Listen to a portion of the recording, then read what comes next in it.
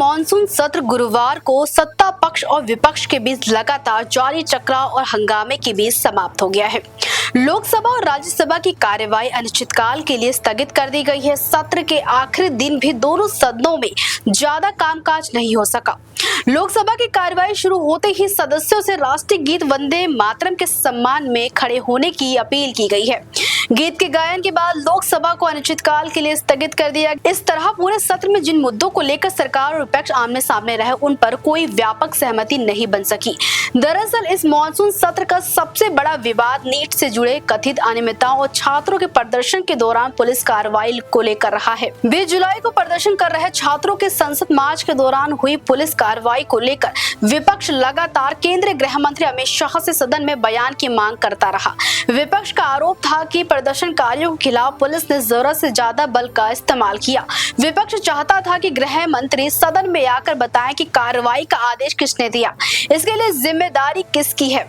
सत्र समाप्त होने से एक दिन पहले अमित शाह ने लोकसभा अध्यक्ष ओम बिरला को पत्र लिखकर नीट प्रदर्शन और पुलिस कार्रवाई के मुद्दे पर चर्चा के लिए तैयार होने की बात कही। उन्होंने कहा कि वे विपक्ष की बात सुनेंगे और उठाए गए सवालों का जवाब देंगे। संसदीय कार्य मंत्री किरेन रिजिजू ने भी कहा कि सरकार जरूरत पड़ने पर चर्चा के लिए निर्धारित समय बढ़ाने को तैयार है, लेकिन तब तक विपक्ष की रणनीति बदल चुकी थी। लोकसभा में नेता प्रतिपक्ष राहुल गांधी ने कहा कि विपक्ष को गृह मंत्री का भाषण नहीं चाहिए, बल्कि ये जानना है कि छात्रों पर कार्रवाई का आदेश किसने दिया था।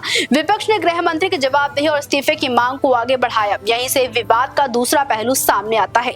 सरकार का कहना है कि वह शुरुआत से चर्चा के लिए तैयार थी, लेकिन विपक्ष ने सदन की कार्रवाई चलने नहीं दी। वहीं विपक्ष का आरोप है कि सरकार ने कई दिनों तक चर्चा की, उसकी मांग स्वीकार नहीं की और सत्र खत्म होने से ठीक पहले चर्चा की पेशकश की। आसान भाषा में समझे तो सरकार और विपक्ष दोनों एक दूसरे पर संसद न चलने देने का आरोप लगाते रहे हैं।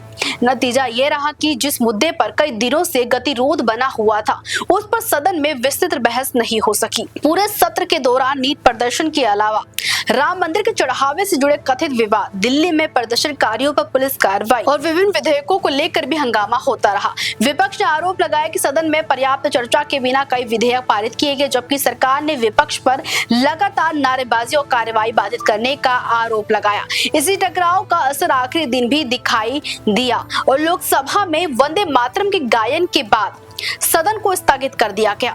लोकसभा स्थगित होने के बाद भी विपक्षी सांसदों का विरोध प्रदर्शन जारी रहा। समाजवादी पार्टी के सांसदों ने राम मंदिर से जुड़े कथित चंदा विवाद को लेकर सरकार पर निशाना साधा।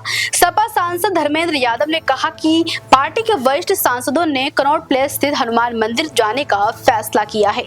वहीं कांग्रेस सांसद तारिक अनवर ने आरोप लगाया कि सरकार सदन चलाने में असफल रही। उन्होंने कहा कि सदन तभी सुचारू रूप से चलता है जब सत्ता पक्ष और विपक्ष बातचीत करके गतिरोध का रास्ता निकाले।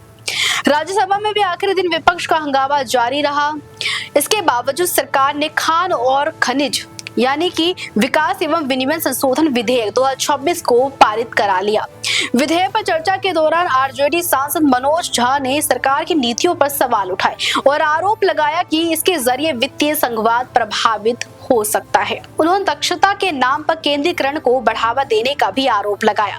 राज्यसभा में कांग्रेस अध्यक्ष और विपक्ष के नेता मल्लिकार्जुन खड़गे ने हल्द्वानी में उनकी रैली के बाद हुई कथित शुद्धिकरण हवन का मुद्दा भी उठाया। खड़गे ने कहा कि उन्होंने हल्द्वानी के रामलीला मैदान में जनसभा की थी और उनके जाने के बाद वहां शुद्धिकरण किया गया। उन्होंने इसे लोकतंत्र और संविधान के लिए गंभीर विषय बताया। इस पर केंद्रीय मंत्री जेपी नड्डा ने घटना की निंदा करते हुए कहा कि बीजेपी ऐसी गतिविधियों का समर्थन नहीं करती है और मामले की जांच कराई जाएगी।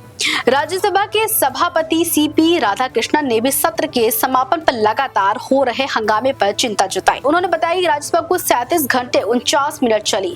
इस दौरान 12 विधेयकों पर विचार किया गया और उन्हें पारित किया गया।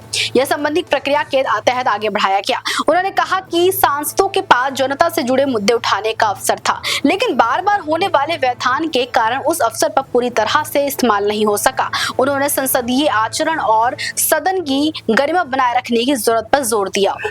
अब सवाल यह है कि पूरे मॉनसून सत्र में संसद का कितना काम हुआ। उपलब्ध आंकड़ों के मुताबिक राज्यसभा में कुल 37 घंटे 49 मिनट का काम हुआ और 12 विधेयकों पर विचार हुआ। वहीं सरकार के अनुसार लोकसभा में 11 विधेयक पारित किए गए, लेकिन केवल एक विधेयक पर पूरी तरह चर्चा हो सकी। इस दौरान सार्वजनिक परीक्षाओं में पेपर लीक और अनुचित तरीकों पर रोक से जुड़े लोग परीक्षा संशोधन विधेयक 2026 पर विस्तृत चर्चा हुई। सत्र के दौरान विपक्षी दलों ने बार-बार सवाल उठाया कि जब संसद जनता के मुद्दों पर चर्चा का सबसे बड़ा मंच है, तो लगातार हंगामे और स्थगन के कारण इसका पूरा इस्तेमाल क्यों नहीं हो पा रहा है। दूसरी ओर सरकार का कहना रहा है कि विपक्ष खुद कार्रवाई बाधित करता रहा और चर्चा के अवसर का इस्तेमाल नहीं किया गया। इस तरह मॉनसून सत्र का अंत भी उसी राजनीतिक टकराव के बीच हुआ, जिसके कारण इसकी शुरुआत से ही सदन का कामकाज प्रभावित रहा। कुल मिलाकर मॉनसून सत्र की तस्वीर 3 प्रमुख मुद्दों से बनी रही: नीट प्रदर्शन, पुलिस कार्रवाई पर जवाबदेही की मांग, राम मंदिर चढ़ावे जुड़ा विवाद, सरकार के विधायी एजेंडे को लेकर सत्ता विपक्ष का टकराव, गृह मंत्री अमित शाह की आखिरी समय में चर्चा की पेशकश भी गतिरोध खत्म नहीं करा सकी। आखिरकार दोनों सदनों को अनिश्चितकाल के लिए स्थगित कर दिया गया और बिना उस व्यापक बहस के सत्र समाप्त हो गया, जिसकी मांग को लेकर विपक्ष लगातार सरकार पर दबाव बनाता रहा। खैर, इस पर आपकी अपनी क्या राय है, हमें जरूर बताइएगा। देखते रहिए दैनिक भास्कर डिजिटल। राजनीति हो या क्रिकेट, देश विदेश की ब्रेकिंग हो या आपके मोहल्ले की बड़ी खबर, सब मिलेगा एक ही ऐप में, सबसे तेज और भरोसेमंद। अभी डाउनलोड करें दैनिक भास्कर डिजिटल।